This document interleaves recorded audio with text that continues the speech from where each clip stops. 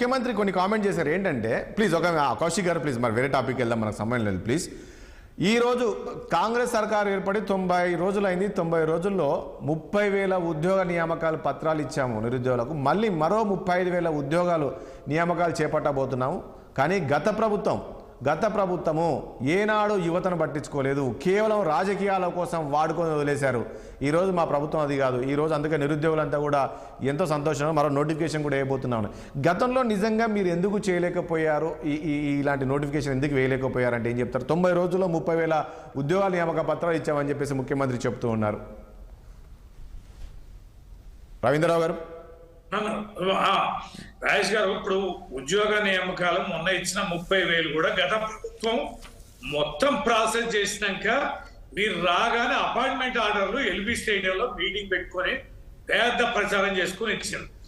వీరు నోటిఫికేషన్ ఇచ్చిన వాళ్ళు కాదు, టెస్టులు కండక్ట్ చేసిన వాళ్ళు కాదు, ఇంటర్వ్యూలు కండక్ట్ చేసిన వాళ్ళు కాదు, కేవలం ఎలక్షన్ కోడ్ వల్ల ఆగిన అపాయింట్మెంట్ ఆర్డర్ వల్ల.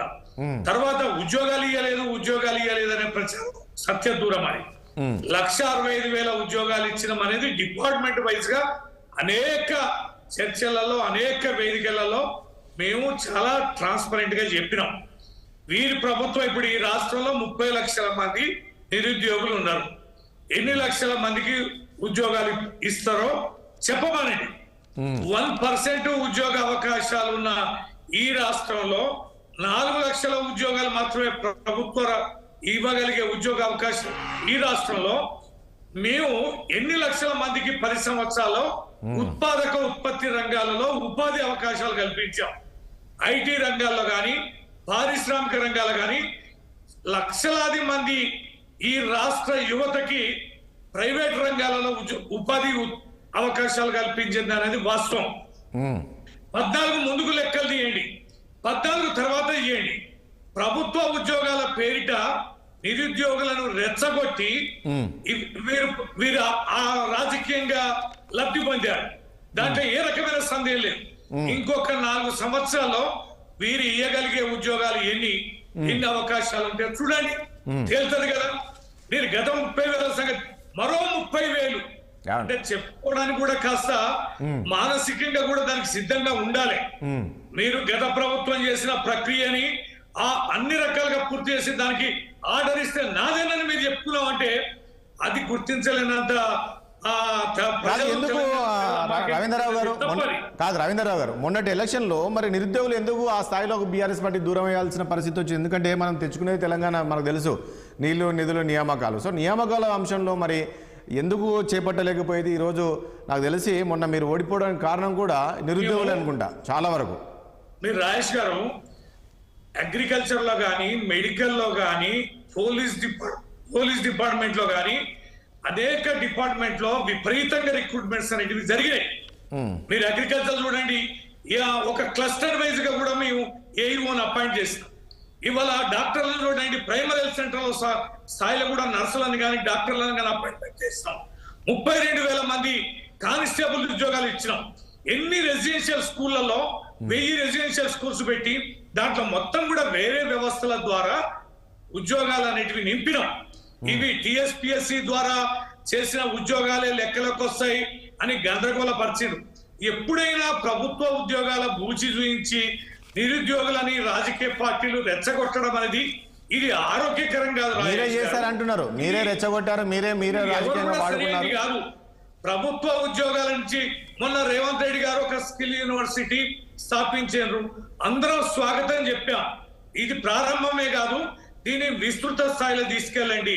ప్రజలు పని నేర్చుకోవాలి, యువత పని నేర్చుకోవాలి, స్కిల్ కలిగి ఉండాలి. అనేక 25-30 లక్షల మంది ఇతర రాష్ట్రాల వాళ్ళు వచ్చి మన రాష్ట్రంలో ఉత్పాదక ఉత్పత్తి రంగాల్లో పనిచేస్తున్నారు. వేరే రాష్ట్రంలో యువత వచ్చి ఎందుకు పనిచేయాలి? మన యువత రాష్ట్రంలో ఎందుకు లేబర్ డిగ్నిటీ ఫీల్ అవుతున్నారు? వాళ్ళ కౌన్సిలింగ్ ఎందుకు జరగడాలే? ఎందుకు చైతన్యపరచడం జరగడాలే? ఎందుకు వాళ్ళ పని విధానాన్ని పని నేర్పడాలే? నేర్పుదాం, పనిలో పెడదాం, వాళ్ళకి బ్రతుకు తెరువులు ఇద్దాం అనేది ప్రభుత్వాలు కానీ రాజకీయ పార్టీలు కానీ మారాలి. ఇష్టం వచ్చినట్టుగా మనం ఏంటంటే ఉద్యోగాలు ఇస్తామంటే అందరూ ఊర్లో పెట్టిపోయి లక్షలాది మంది పిల్లలు ఇవాళ యువత కోచింగ్ సెంటర్ లో ఉన్నారు. మీరు హైదరాబాద్ లో చూడండి, వరంగల్ చూడండి, టౌన్లలో చూడండి, సంవత్సరాలు కోచింగ్ తీసుకుంటున్న నిరుద్యోగ యువత ఎంతమంది, ఉద్యోగాలు దొరికే యువత ఎంతమంది, ఉద్యోగాలకి కోచింగ్ అవును ఇప్పుడు అదే అంటారు. ఇప్పుడు ఈ రోజు కాదండి రవీంద్రరావు గారు కాదు ఇప్పుడు అదే అంటారు. కాదు ఇంతమంది కోచింగ్లు తీసుకుంటున్నారు, ఇంతమంది నిరుద్యోగులు రోడ్ల మీద ఉన్నారంటే ఆ పాపం మీదే అని వీళ్ళు అంటారు. ఎందుకంటే మీరు నియామకాలు చేపట్టకపోవడంతో కదా ఈ రోజు ఇంతమంది ఇన్స్టిట్యూట్ లో చెప్పినాం కదా మీకు రాజేష్ గారు. మీరు చెప్పిన దాన్ని మళ్ళీ నేను చెప్పిన దాన్ని మళ్ళీ తిరిగి నాకు ప్రశ్నిస్తే 1,65,000 మందికి మేము ఉద్యోగాలు ఇచ్చినాం, మిగతా వాళ్ళకు కూడా ప్రాసెస్ చేసినాం. కొన్ని కోర్టు వివాదాలు, కొన్ని లీగల్ ఇష్యూలతోటి, సమస్యలతోటి కొన్ని ఆగిపోయింది వాస్తవమే. అది ప్రజలకు కూడా తెలుసు. నిరంతర ప్రక్రియ, నియామకాల ప్రక్రియ అనేది 1,65,000 మందికి ఇచ్చామనేది మేము ప్రతి డిపార్ట్మెంట్ వైజ్ గా అనేక రకాల వేదికల మీద మేము చెప్పాం. బహిరంగంగానే మీ శ్వేతపత్రాలు విడుదల చేశాం. అసలే ఇవ్వాలి తప్పది. ఇక పాప పుణ్యాల మూర్తి ముంచే మాట్లాడితే 1945 నుంచి మాట్లాడాలి. మరి కౌశిక్ గారు పరిశ్రమలు ఏంది, ఐటీ రంగం ఏంది, నియామకాలు ఏంది, ఈ భ్రమలేంది పెట్టాల్సి వస్తుంది. దేశవ్యాప్తంగా బీజేపీ ఉంది, కోట్లాది రూపాయల ఉద్యోగాలు ఇస్తామన్నారు. ఎన్ని కోట్ల ఉద్యోగాలు ఇచ్చారో కేంద్ర ప్రభుత్వం చెప్పాలి. ఇది బీజేపీ కాంగ్రెస్ ప్రభుత్వాలు. రవీంద్రరావు గారు ప్లీజ్ ఒక్క నిమిషం రవీంద్రరావు కౌశిక్ గారు ఇప్పుడు రవీంద్రరావు గారు అన్నట్టు ప్లీజ్ ఒక నిమిషం రవీంద్రరావు గారు అన్నట్లు ఇంతకుముందు మీరు ఏవైతే నియామక పత్రాలు ఇచ్చారో అది నిజం చెప్పాలంటే అప్పట్లో సరే ఎలక్షన్ కోడ్ వచ్చింది కాబట్టి కానీ మొత్తం గత ప్రభుత్వం మేము తీసుకొచ్చింది, మేము చేసింది, వీళ్ళు ఒక నోటిఫికేషన్ ఇచ్చింది, కోచింగ్ ఇచ్చింది లేదన్నారు. ఏంది ఈ 35,000 ఉద్యోగాలు ఇవ్వబోతున్నాం అంటున్నారు. ఏంటి ఏ నోటిఫికేషన్ ఉండే అవకాశం ముందు కనబడుతుంది, ఎట్లా ఉండే అవకాశం ఉంటుంది? అంటే 2014 మొదటి శాసనసభ సమావేశాల్లో ఒకసారి అసెంబ్లీలో రికార్డులు ఉంటే ఒకసారి చూడండి. కేసీఆర్ గారు ఏం చెప్పిండు, 2014లోనే 2 లక్షల ఉద్యోగాలు నింపుతానని చెప్పేసి వారు ఉన్న 10 సంవత్సరాల కాలంలో 2 లక్షల ఉద్యోగాలు నింపలే. 13 పేపర్లు లీక్ అయినాయి. ఆనాడు నిరుద్యోగులను పరుచుకున్న పాపాన బీఆర్ఎస్ పార్టీ పోలేదు. తెలంగాణ రాష్ట్రంలో కాంగ్రెస్ ప్రభుత్వం అధికారులకు వచ్చిన తర్వాత 30,000 ఉద్యోగాలకు సంబంధించి నియమ పత్రాలు అందించడం. అదే కాకుండా టీచర్లు 19,000 మంది టీచర్లకు ప్రమోషన్లు ఇచ్చడం. అదే కాకుండా కొత్తగా నోటిఫికేషన్ సంబంధించి కావచ్చు డిఎస్సి నిర్వహించడం, టెట్ నిర్వహించడం. అదే కాకుండా గ్రూప్ 1 తెలంగాణ రాష్ట్రంలో 10 సంవత్సరాల కాలంలో ఏనాడు కూడా గ్రూప్ 1 నిర్వహించలేదు.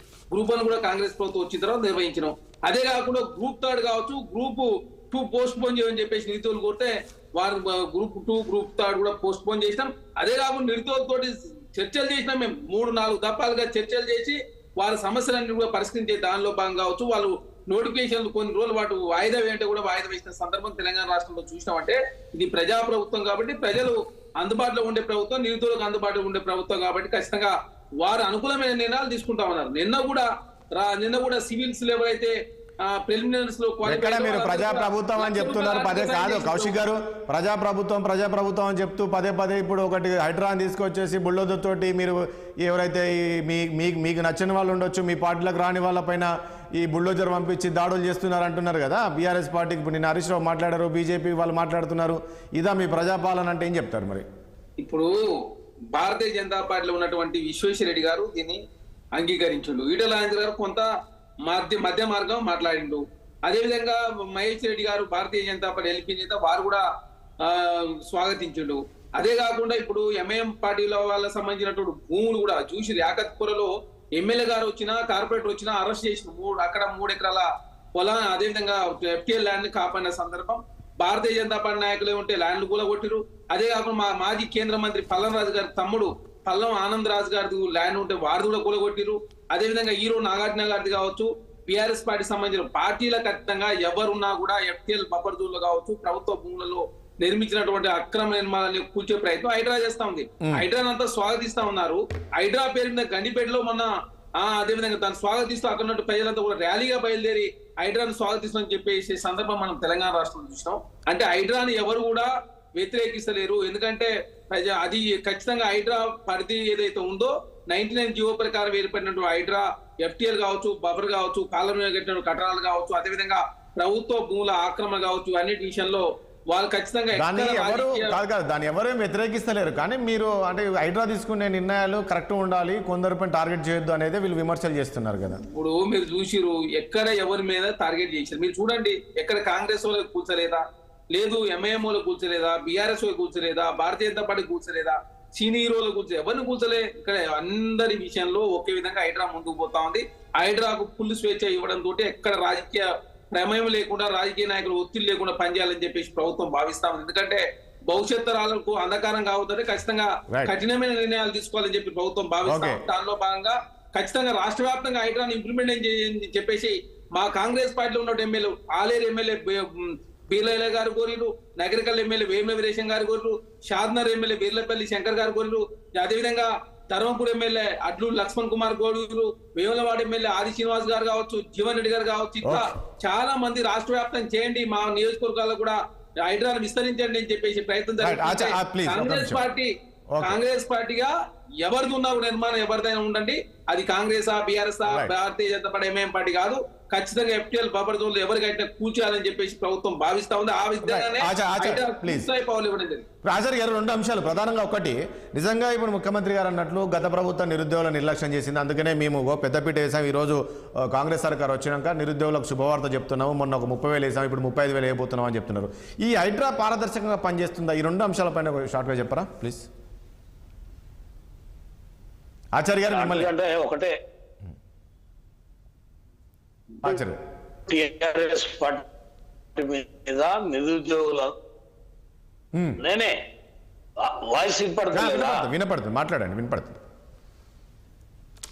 హలో వినపడుతుంది, మాట్లాడండి. ఫ్రీజ్ అవుతున్నట్టు, సిగ్నల్ ప్రాబ్లం ఉన్నట్టు. రాజేష్ గారు వినపడుతుంది, మాట్లాడండి.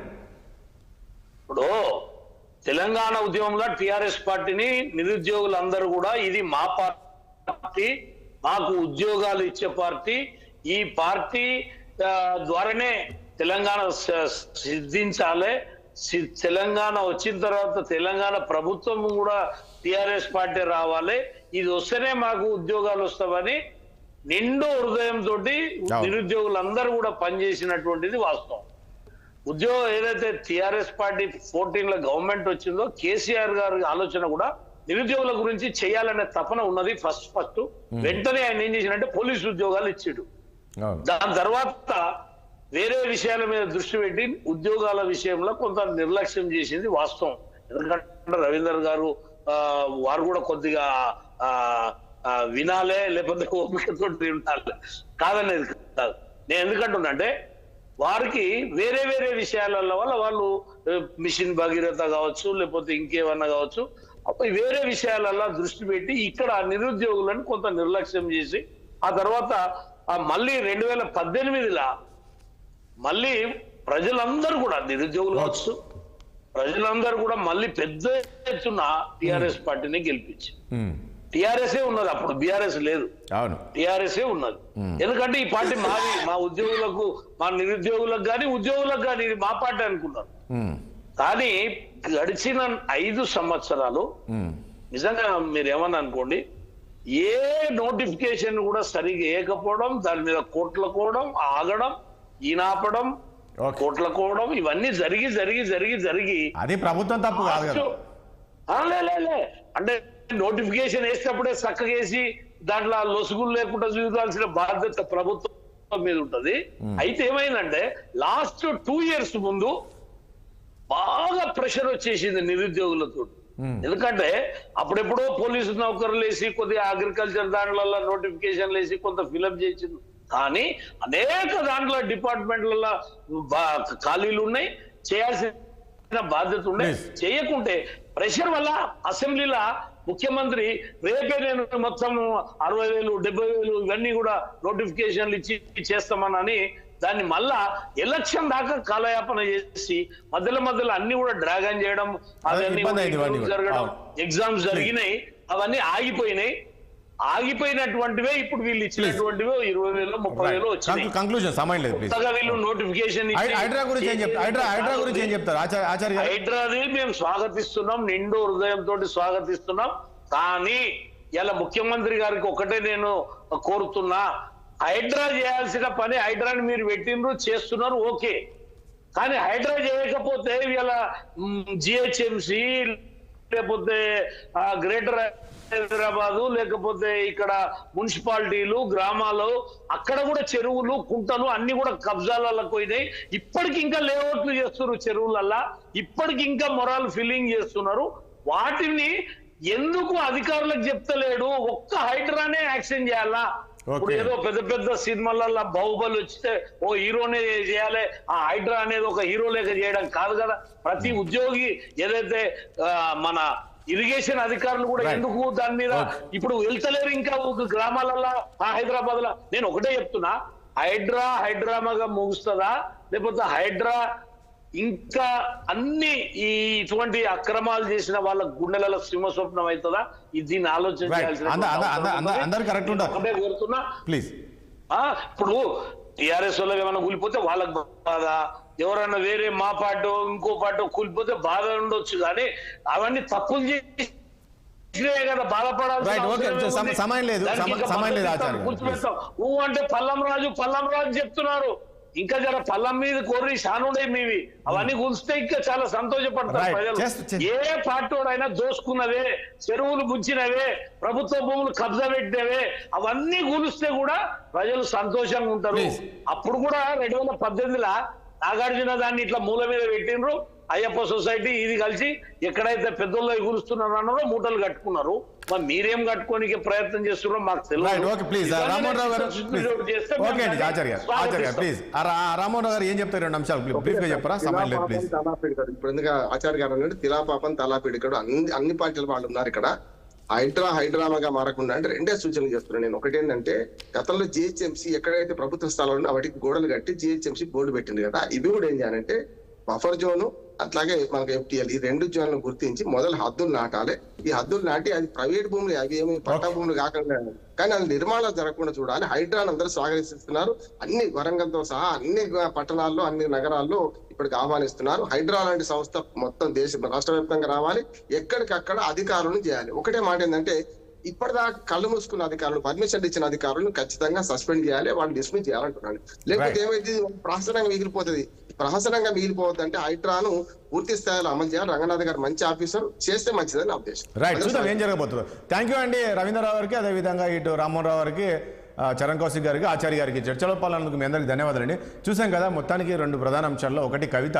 మరి కవిత దాదాపు 5.5 నెలల పాటు జైల్లో ఉంది కాబట్టి, తిహార్ జైల్లో ఉంది కాబట్టి ఈరోజు బెయిల్ వస్తుందని చెప్పేసి కూడా బీఆర్ఎస్ నేతలంతా కూడా ఆశాభావం వ్యక్తం చేస్తున్నారు. మరి చూద్దాం ఏం జరగబోతుంది అనేది. ఇక దాంతోపాటు ఇక ఉద్యోగ నియామకాలు కూడా 35,000 నియామకాలు చేపట్టబోతామని ముఖ్యమంత్రి చెప్పారు. ఇక హైడ్రా పారదర్శకంగా పనిచేయాలి. ఇప్పటికే జిల్లాల నుంచి కూడా స్వాగతిస్తున్నారు చాలా వరకు, మా జిల్లాకు హైడ్రా రావాలని చెప్పేసి. మరి మొత్తానికి అక్రమ నిర్మాణాలు ఏవైతుంది మొత్తం కూడా సమన్వయం పాటించి ఈ అక్రమంగా నిర్మించిన వాళ్ళని కూల్చాల్సిన అవసరం ఎంతైనా ఉందని చెప్పేసి కూడా చెప్తూ ఉన్నారు. ఇది వాళ్ళ చర్చ. మనం చెత్త మళ్ళీ కలుద్దాం. చూస్తున్నది 6 టీవీ సామాన్యుడి ఆరప్రాణం.